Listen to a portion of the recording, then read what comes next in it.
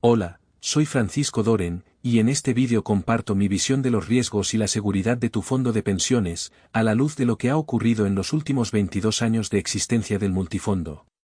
Espero que sirva de inspiración a los futuros asesores financieros previsionales y al diseño de nuevos modelos de gestión activa, y especialmente, para que los millones de afiliados a las AFP entiendan la lógica de estas estrategias. Estructura de riesgo de los fondos. Cada fondo está invertido en instrumentos de renta fija e instrumentos de renta variable.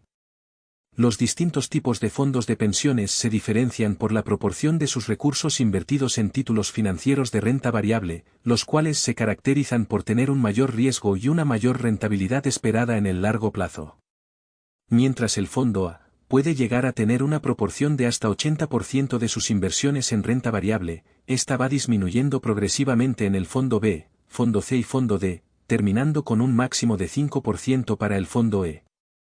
Además de estas, la inversión de tus fondos tienen muchas más restricciones y límites por instrumento, emisor, serie, plazos promedios de duración, etc., cuya historia puedes consultar el sitio de la Superintendencia de Pensiones, bajo normativa régimen de inversión de los fondos de pensiones. En los 22 años terminados el 31 de diciembre de 2024, los multifondos han tenido una rentabilidad real anual promedio que osciló entre el 5,02% del fondo A y el 2,72% del fondo E. Estos datos corresponden a una AFP específica, no al promedio general del sistema. No se aprecian diferencias significativas entre los rendimientos de las AFP en el largo plazo. Esto significa que si usted tenía 10 millones de pesos en su cuenta obligatoria o los invirtió en su cuenta de ahorro voluntario, obtuvo ganancias entre 9.700.000 pesos si se mantuvo todo el tiempo en el fondo E, hasta prácticamente el doble, 18.200.000 pesos, si se mantuvo siempre en el fondo A. También se puede afirmar que a tasas reales promedio anuales de 5% casi se triplica el capital en 22 años, mientras que, a una tasa menor, del 2,7% casi se duplica. El dato que me interesa resaltar es que, pequeñas diferencias en la rentabilidad de largo plazo hicieron enormes diferencias en 22 años. Si consideramos que la vida previsional de una persona comienza a los 25 años, los plazos son aún más largos. Si proyectamos la misma inversión, por 40 años observamos que las diferencias entre los resultados se acentúan exponencialmente.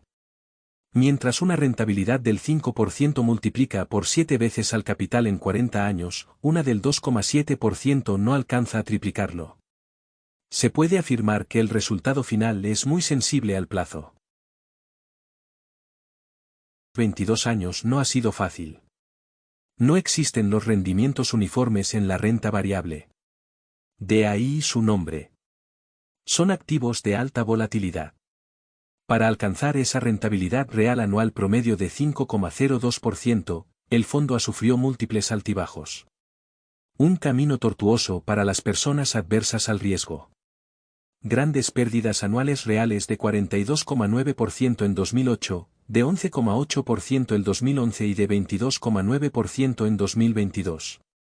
Por otro lado, grandes ganancias, superiores al 15% real anual en 2003, 2006 y 2019, destacándose el año 2009 por sobre el 41%, después de la crisis subprime. Se solía considerar que la tasa de los bonos del Tesoro de los Estados Unidos como una tasa libre de riesgos.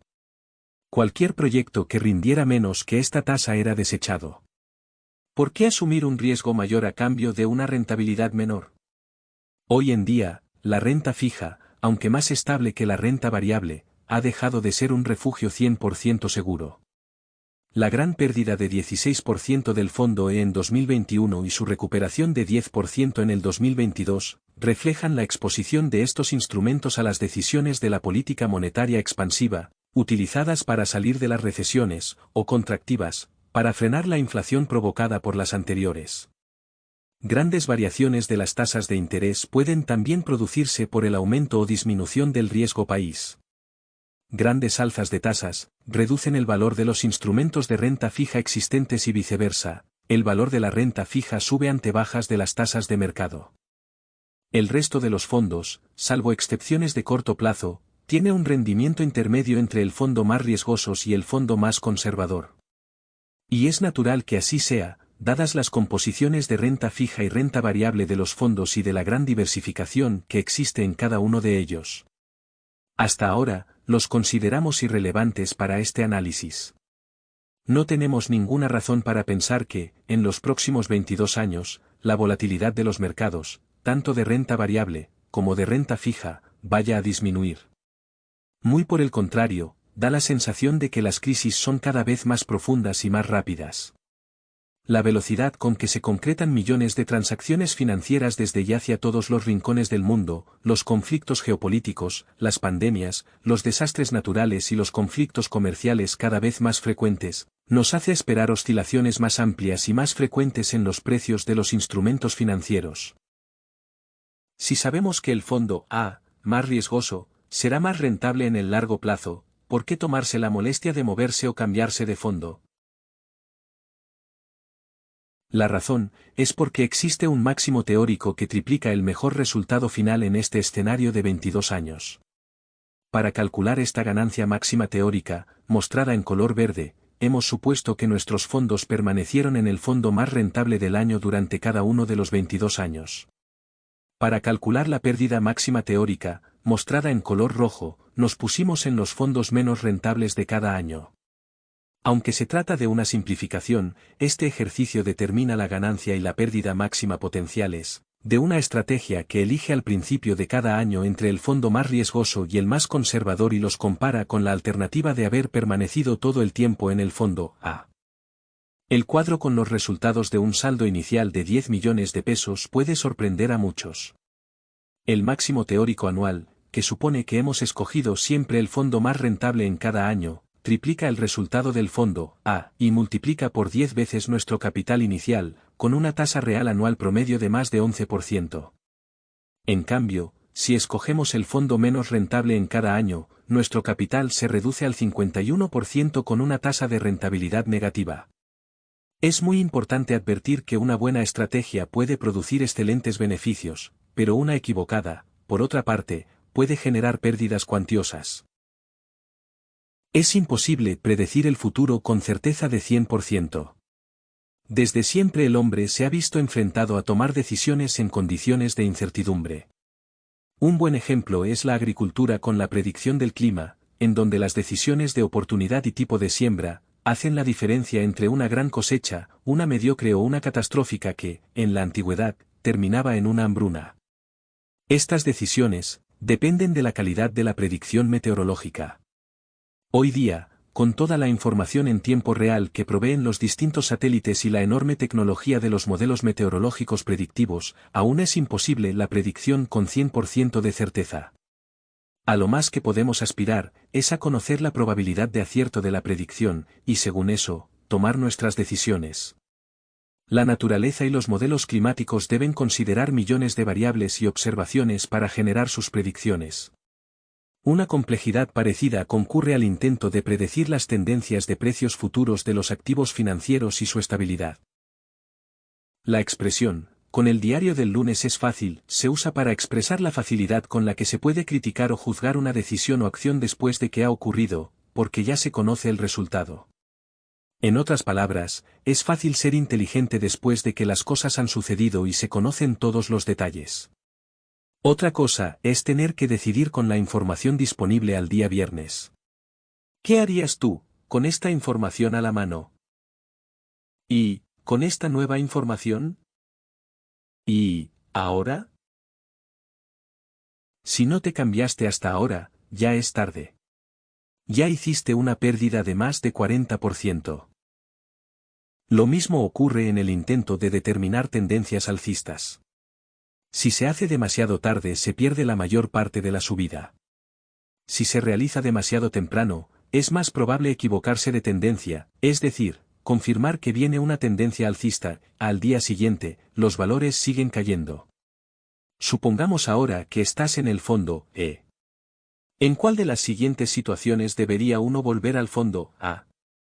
¿Tempranamente? Cuando la tendencia parezca confirmada. ¿O cuando ya es tarde y se ha perdido toda el alza? Este es el problema que debe resolver cualquier modelo de gestión activa.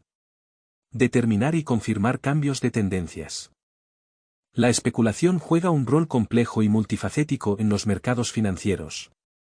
La especulación no es intrínsecamente mala, como muchos parecen entender. Bien canalizada, contribuye al buen funcionamiento de los mercados. El problema surge cuando se vuelve excesiva, desinformada o manipuladora. Por eso, los reguladores juegan un papel clave para asegurar mercados transparentes. La especulación proporciona liquidez, porque los especuladores compran y venden activos con frecuencia, lo que aumenta la cantidad de transacciones en el mercado y facilita que otros inversores o empresas puedan entrar o salir del mercado con mayor facilidad. La actividad especulativa ayuda a que los precios reflejen más rápidamente la información disponible, actual o esperada. Por ejemplo, si se anticipa una mala cosecha de trigo, los especuladores comprarán futuros, haciendo que el precio suba antes de que la escasez se materialice.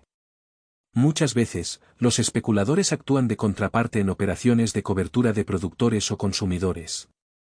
Por ejemplo, un agricultor cubre el precio del maíz vendiendo futuros a un especulador que compra esos contratos, asumiendo el riesgo del productor. Si la especulación es excesiva y llega a generar movimientos de precios abruptos y desordenados, puede dificultar la planificación de empresas e inversores. Si la especulación lleva a una desconexión entre los precios de los activos y su valor real, puede causar burbujas que, al estallar, provocan crisis financieras, como la de 2008 o la burbuja de las .com. Los especuladores con gran capital pueden intentar manipular los precios.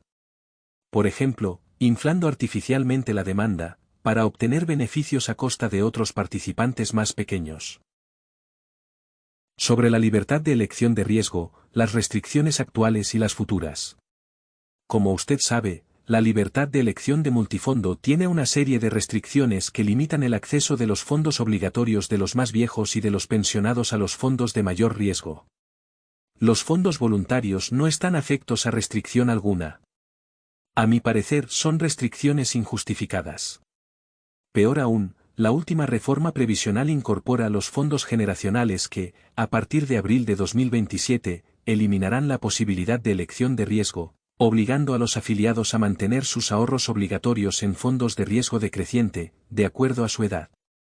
Generará pérdidas inevitables a los más jóvenes, cuando enfrenten crisis bursátiles, y a los mayores, cuando ocurran alzas masivas de tasas de interés. Nuestros legisladores parecen no considerar el negativo impacto de estas medidas sobre el ahorro de los trabajadores y sobre la sostenibilidad del sistema de pensiones.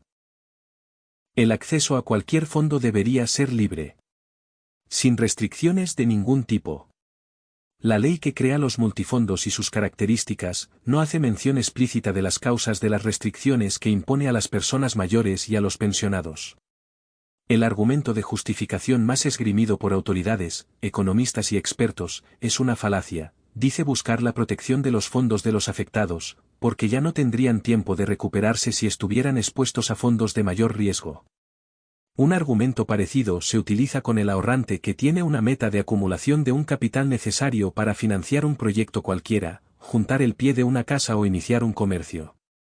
Cuando te acerques a la meta, busca refugios más conservadores y no pongas en riesgo la ejecución de tu proyecto.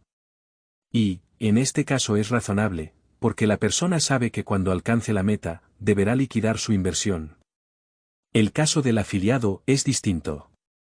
Este ahorra para financiar su mejor pensión posible. El día que se pensione, no tiene para qué liquidar su inversión. Solo recibirá su pensión financiada con pequeñas mensualidades que se rebajan del saldo de su cuenta individual. Por ejemplo, si un afiliado que mantenía sus ahorros en el fondo más riesgoso se hubiera pensionado en 2007, como el fondo A cayó 42% en 2008, su pensión recalculada en 2009 habría caído en el mismo porcentaje. Pero también es cierto que se habría recuperado al año siguiente con el alza de 40% del fondo A. La segunda parte del argumento apunta al poco tiempo de recuperación que les queda a los más viejos. La verdad es que el principal problema de los sistemas de pensiones en el mundo es el aumento de la longevidad de las personas. 30 a 40 años después de pensionarse a los 60 o 65 años no se puede considerar corto plazo. El gráfico demuestra que la rentabilidad obtenida mientras el trabajador está pensionado es mayor a la obtenida durante su vida activa. Este ejemplo es válido para los pensionados a través de retiros programados. Distinto es el caso de quienes optan por rentas vitalicias, los que, tomada la decisión de pensión, liquidan su inversión y transfieren los ahorros de toda una vida a la compañía de seguros.